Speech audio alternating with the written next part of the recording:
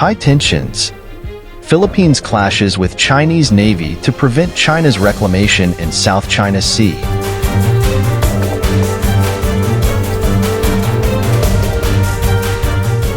Over the weekend, Manila accused Beijing of attempting to create an artificial island at Sabina Shoal, an unoccupied reef 75 nautical miles from Palawan Island.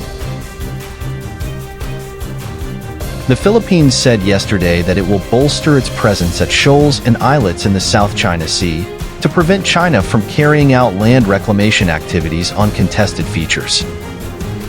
The claim comes after the Philippine Coast Guard, PCG, revealed that it had deployed a ship to unoccupied Sabina Shoal to monitor the supposed illegal activities of China, creating an artificial island on the submerged reefs, according to a statement from President Ferdinand Marcos Jr.'s office. PCG spokesperson Commodore J. Tariella told a media forum on Saturday that there had been small-scale reclamation of Sabina Shoal, and that China was the most probable actor. He said that the Coast Guard had discovered piles of dead and crushed coral that had been dumped on the sandbars of the shoal, which Manila refers to as Escoda Shoal.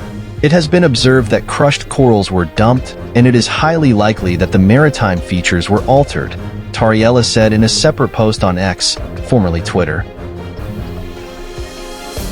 Addressing another forum in Manila yesterday, Tariella said that the agency was committed to sustaining a presence in the area to make sure it was able to prevent China from carrying out a successful reclamation in Sabina Shoal. In the mid-2010s, China successfully carried out large-scale land reclamation on the features that it occupies in the Spratly Islands, turning some into artificial islands equipped with airstrips, radar installations, and government buildings. Manila has a strong incentive to prevent China from turning Sabina Shoal into a similar island fortress. The shoal sits well to the east of China's 7 other Spratly Island features, just 75 nautical miles from the coast of Palawan, the Philippines' westernmost island. The shoal is also the rendezvous point for vessels carrying out resupply missions to Second Thomas Shoal, a Philippine-occupied submerged reef around 36 nautical miles to the west that has become a significant flashpoint of China-Philippines tensions. Over the past 18 months, the China Coast Guard, CCG, has made increasingly forceful attempts to block Philippine attempts to resupply its forces at Second Thomas Shoal, which are stationed aboard a grounded warship. During recent standoffs, it has rammed and fired high-pressure water cannons at PCG vessels and Philippine Navy commissioned supply boats, causing some considerable damage. This has since spun out into a diplomatic spat in which the two sides have traded frequent accusations of double-dealing and bad faith, to which there appears to be currently no resolution.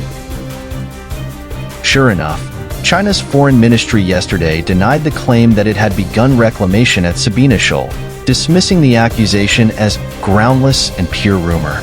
Recently, the Philippine side has repeatedly spread rumors, deliberately smeared China, and attempted to mislead the international community, which is futile. A spokesperson, Wang Wenbin, told a press briefing in Beijing, urging the country to return to the right track of properly settling maritime disputes through negotiation and consultation. With tensions increasing, the Philippines also said yesterday that it will extend its vigilance to all of the 11 features that it occupies in the Spratly Islands, as well as the numerous other unoccupied features, such as Sabina Shoal, lying inside its EEZ. Also yesterday, Jonathan Malaya, spokesperson of the National Security Council, NSC, said that NSC Chief Eduardo Ano had ordered a tighter guard at locations within Manila's EEZ, Reuters reported. "No one will guard these locations except us," Malaya said in a television interview. "It is our responsibility under international law to guard them and ensure that the environment there would not be damaged and that there won't be reclamation activities." These comments on the same day that the Philippines announced that it would launch an official investigation of allegations that Chinese embassy staff in Manila had engaged in a disinformation campaign related to the South China Sea disputes. The investigation will center on a recording released by the embassy last week, purportedly documenting a conversation between an unnamed Chinese diplomat and Philippine Vice Admiral Alberto Carlos, chief of the Palawan-based Western Command of the Armed Forces of the Philippines, referring to the management of tensions at Second Thomas Shoal.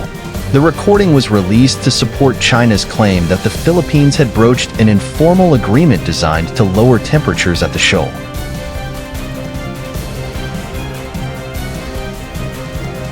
Late last week, NSA Chief Ano urged the government to expel the Chinese embassy staffers for allegedly recording a phone conversation in possible breach of Philippine law. The Department of Foreign Affairs subsequently said it would look into any reports of illegal and unlawful activities by diplomatic officials and undertake necessary action in line with existing laws and regulations.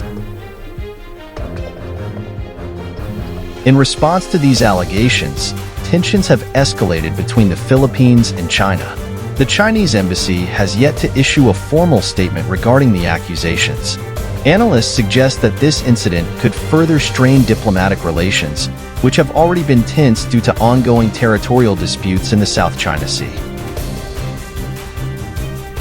Meanwhile, lawmakers in the Philippines have called for a thorough investigation into the matter. Senator Reyes emphasized the need for strict adherence to national security protocols and urged the government to take decisive action if the allegations are proven true. Our sovereignty and the privacy of our communications must be safeguarded, Reyes stated. The international community is closely monitoring the situation, with several nations expressing concern over the potential implications for regional stability. The United States, a key ally of the Philippines, has reiterated its support for the country's sovereignty and called for a peaceful resolution to the dispute. As the investigation progresses, the Philippine government faces the delicate task of addressing the alleged breach without further aggravating its relationship with China. Diplomatic channels are expected to play a crucial role in managing the fallout from this incident and ensuring that bilateral engagements continue in a constructive manner.